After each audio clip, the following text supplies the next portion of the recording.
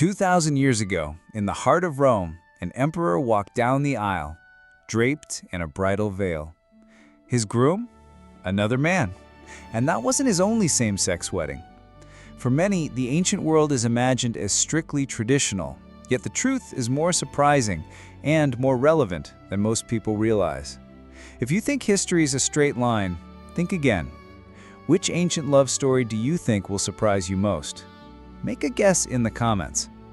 Across continents and centuries, love and identity have always been more complicated and more vibrant than any textbook or modern debate might suggest. From the fierce devotion of warrior lovers who fought side by side to gods and heroes who changed gender as easily as they changed shape, the stories that survive from ancient times remind us that LGBTQ+ people were never simply on the sidelines of history. They were right at its center. But one ancient law in particular stands out, turning everything we think we know about traditional marriage on its head. It's so bold even Roman citizens were left speechless, and the echoes of that law still challenge how we see love today. And trust me, you'll want to stick around for the jaw-dropping Roman law that flipped tradition on its head. Stay with us to the end for that story.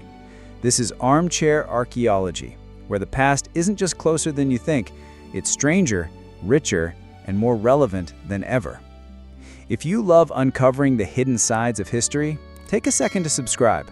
We're just getting started, and trust me, the ancient world has even more surprises waiting for you. On the rocky island of Lesbos, nearly 2,600 years ago, a poet named Sappho changed the way the world saw love. Her verses, dedicated to the beauty and allure of women around her, speak with a directness and emotion that feels astonishingly modern. Sappho's work wasn't just poetry. It was a window into a society where women's desire could be celebrated and where love between women was woven into daily life, not erased from it. There's still debate among historians about the meaning of Sappho's poetry. Some claim she wrote about platonic friendship, while others see unmistakable passion in her words. But when you read her longing for a beloved's laughter, or the jealousy she confesses when another woman catches her muse's attention, it's clear her feelings went deeper than ordinary friendship. The word lesbian itself comes from her island home, and her name became shorthand for women who love women. Sappho's fame stretched across the ancient Greek world.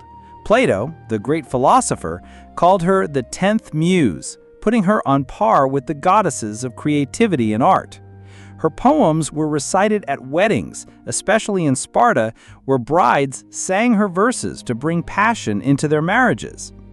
Even centuries later, Sappho's legacy was so powerful that Christian leaders tried to erase her voice, ordering her works burned. Yet the fragments that survived, sometimes just a line or two, still carry her intensity and honesty. In every era, Sappho's poetry has offered women a way to see themselves reflected in the past. Her words remind us that LGBTQ+ love is not a modern invention.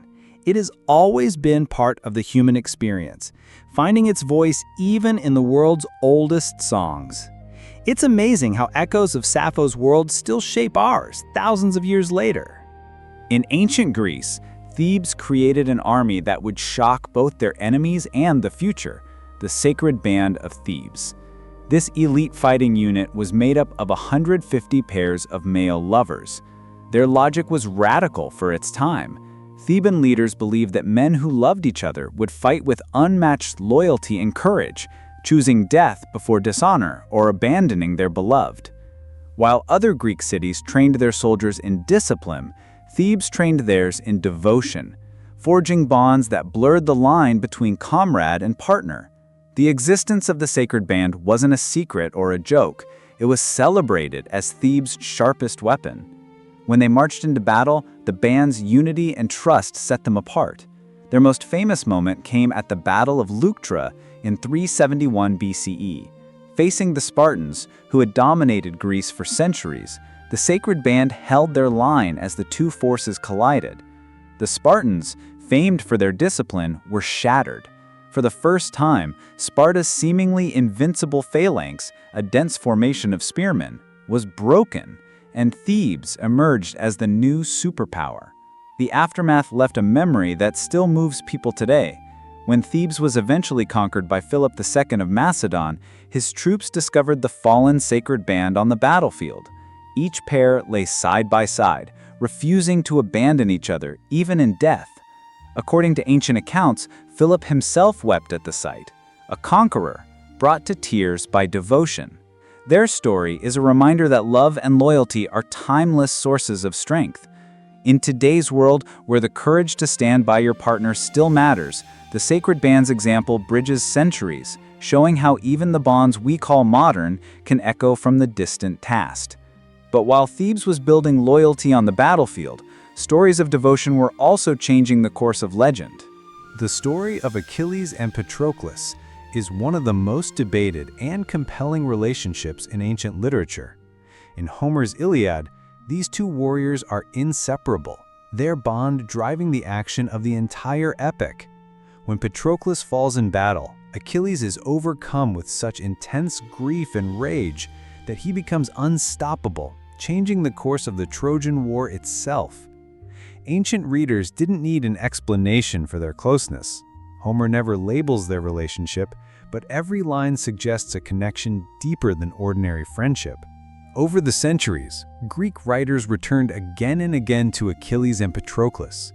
By the 5th century BCE, playwrights like Aeschylus openly depicted them as lovers.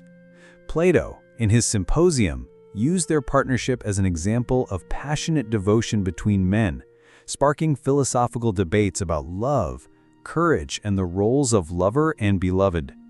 For the Greeks, same-sex love was interwoven with ideas of mentorship, heroism, and partnership, a view that feels surprisingly relevant in an era still wrestling with how to define relationships. As culture shifted, so did the story. Roman poets reimagined the pair, sometimes focusing on friendship, sometimes letting the romantic undertones shine through. Shakespeare later brought his own spin in Troilus and Cressida, adding jealousy and rivalry to their myth. The ambiguity of their bond became a strength, allowing each new generation to find its own meaning in the story. Modern readers still ask, were Achilles and Patroclus lovers, brothers in arms, or both? Their relationship, left undefined by the oldest sources, remains a mirror for how societies then and now think about love, masculinity, and intimacy. Achilles and Patroclus invite us to see that not every powerful bond needs a single label, and that history often leaves room for many kinds of love. And if these hidden love stories fascinate you, you'll love diving even deeper. Our ebook, Secrets of the Ancient World, Mysteries, Technologies, and Lost Civilizations, uncovers even more surprising connections, stories too big to fit in a single video. You can find it through the link in the pinned comment. In the heart of the Roman Empire, a love story unfolded that still fascinates and inspires today. Emperor Hadrian, famous for his travels, intellect, and the wall he built in Britain, formed a deep public bond with a young Greek named Antinous. Antinous, known for his beauty and poise, became Hadrian's constant companion as they toured the empire, from the great cities of Greece to the temples of Egypt. Their relationship was widely recognized at court, not hidden in whispers, but reflected in the art and poetry of their time. Tragedy struck in 130 CE, when Antinous drowned in the Nile under mysterious circumstances. The exact reason remains lost to history. Some said it was sacrifice, others an accident, or perhaps a political plot. Hadrian's reaction astonished the empire. Stricken with grief, he declared Antinous a god. Across the Roman world, statues of Antinous appeared, temples were built in his honor, and a new city, Antinopolis, rose on the Nile's banks. Ordinary Romans and the elite alike joined in a cult that celebrated Antinous as a symbol of youthful beauty and lost love. This public veneration of a male lover was unprecedented. Antinous became the most depicted figure in Roman art after the imperial family itself, his likeness found from Britain to North Africa.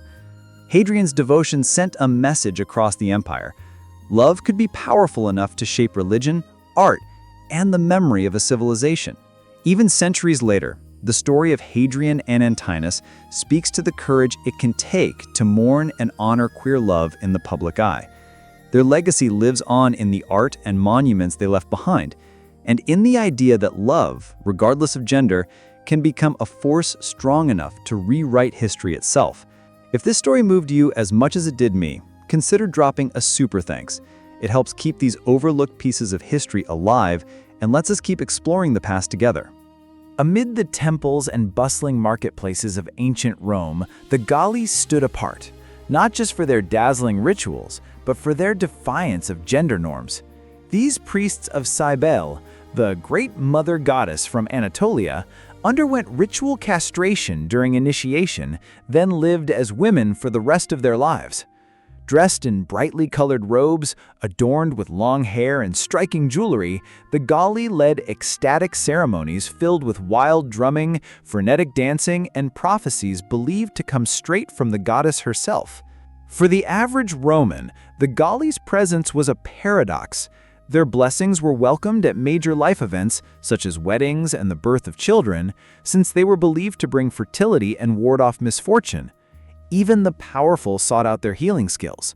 But their public gender expression, utterly outside the strict masculine ideals of Roman society, could provoke discomfort or even fear. Some Roman laws were enacted to restrict their freedoms, and satirists mocked them. Yet the Galli's authority persisted. What's remarkable is that, despite criticism, the Galli were not hidden away.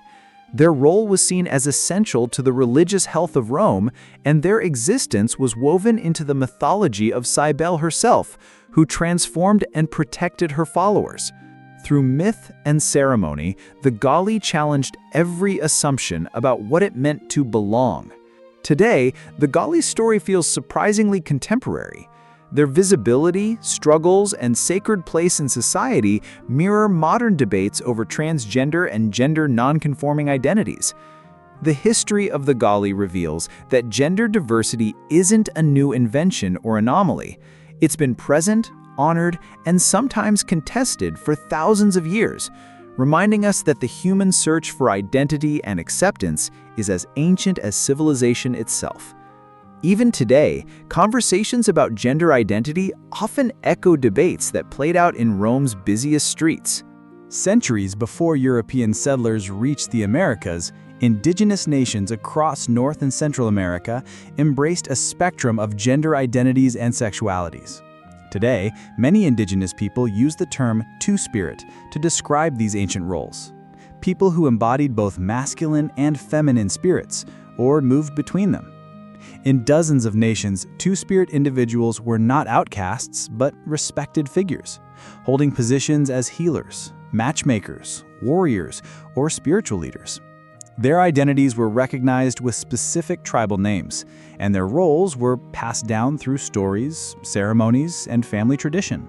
The Zuni people of the Southwest honored Lahamana, individuals assigned male at birth, who lived and worked as women, admired for their artistry and skill in negotiation. The Lakota recognized Winkte, entrusted with sacred objects and ritual knowledge. Among the Navajo, Natlehi moved gracefully between genders, often balancing family harmony and mediating disputes. Each nation had its own understanding and ceremonies, reflecting a world where diversity of gender was accepted as a natural part of community life. Colonization brought waves of disruption. European laws and missionaries attacked two-spirit traditions, banning ceremonies and punishing those who lived outside Western gender expectations. Yet even in the face of violence and erasure, many families kept their traditions alive, passing stories and rituals quietly from one generation to the next. Some two-spirit people continued to serve as healers and leaders, even when their communities had to hide them from outsiders. Despite everything, the stories and roles survived. Sometimes in whispers, sometimes in celebrations that outsiders tried to erase. There's a growing movement among indigenous people nowadays to reclaim two-spirit identities, celebrate their histories, and teach new generations about their cultural roots.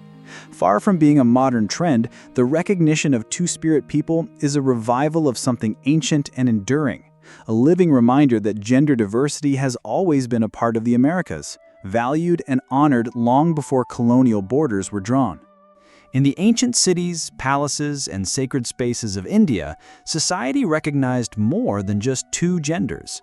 For thousands of years, a third gender was woven into everyday life, embodied most famously by the Hijras.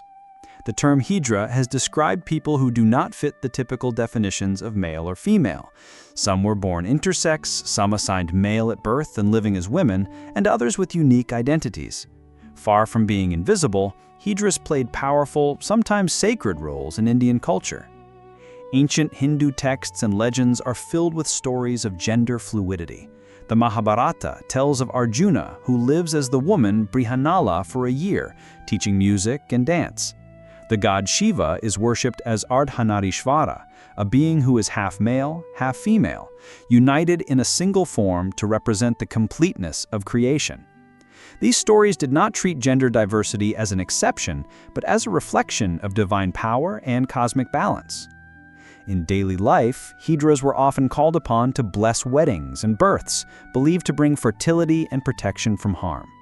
They held places of honor at royal courts, sometimes acting as trusted advisors, musicians, or guardians of the royal harem. Though at times marginalized or misunderstood, Hijras have also been respected for their spiritual connection and ability to mediate between worlds. Colonial laws and Victorian ideas about gender brought harsh changes, criminalizing Hijra communities and pushing them to the margins. Yet their resilience has endured. Today, Hijras are recognized in India as a legal third gender and continue to fight for respect and equality. Their story reminds us that gender diversity is not a new challenge or debate in South Asia. It's an ancient, celebrated thread in the tapestry of Indian civilization, alive in myth, ritual, and the struggle for dignity that continues today. And this is just the beginning. The ebook, Secrets of the Ancient World, goes even further into how ancient people pushed boundaries, sometimes in ways we're only starting to rediscover. Check it out through the link in the pinned comment. Across the world's oldest myths, gods and heroes defy the simple boundaries of gender. Ancient people told stories of deities who changed form, shifted between masculine and feminine, or contained both at once, reminding worshippers that identity was never as fixed as society sometimes demanded. In Greece, the legendary seer Tiresias spent years living first as a man, then as a woman, and back again. His unique experience made him an expert in matters of love and fate, so much so that even the gods valued his wisdom above all others.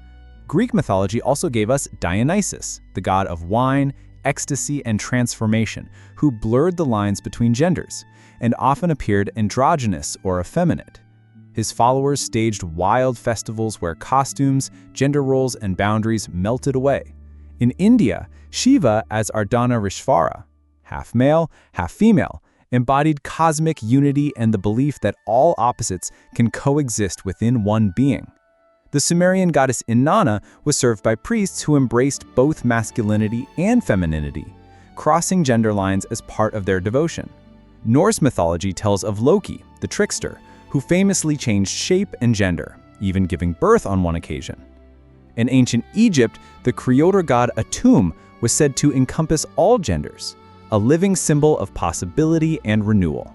These stories were not considered strange or forbidden. Instead, they helped people understand the world's complexity and offered divine approval for those whose lives or loves didn't fit society's expectations. For people living outside gender binaries today, these ancient myths offer comfort and recognition, a reminder that fluidity and transformation are not just modern experiences, but are honored in some of the oldest stories ever told. In a world where labels still spark debate, these gods show us that the sacred has always embraced diversity. If gods and heroes could shift identities so freely, what does that say about how ancient people really saw gender? Drop your theories in the comments. I'd love to see what you think. In the marble halls of Han Dynasty China, an emperor's love story gave rise to one of the most enduring symbols of same-sex devotion. Emperor Ai, who came to power as a young man, formed an extraordinary bond with Dong Xian, a talented official who swiftly became his closest confidant. Unlike many relationships in the ancient world, their connection was recorded openly in court chronicles and poems, not hidden but acknowledged in the very seat of power. Dong Xian's rapid ascent in the imperial court raised eyebrows, but it was the intimacy of his relationship with Emperor Ai that truly captured the imagination of later generations.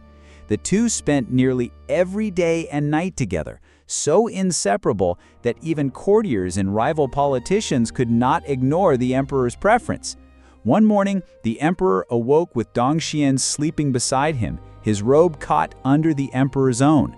Rather than disturb his lover, Emperor Ai quietly cut off his sleeve to let Dong Xian rest, an act so poignant that the passion of the cut sleeve became a Chinese idiom for same-sex love. Despite political intrigue and eventual tragedy, Dong Xian's fate turned grim after Emperor Ai's early death. The story of their relationship lived on.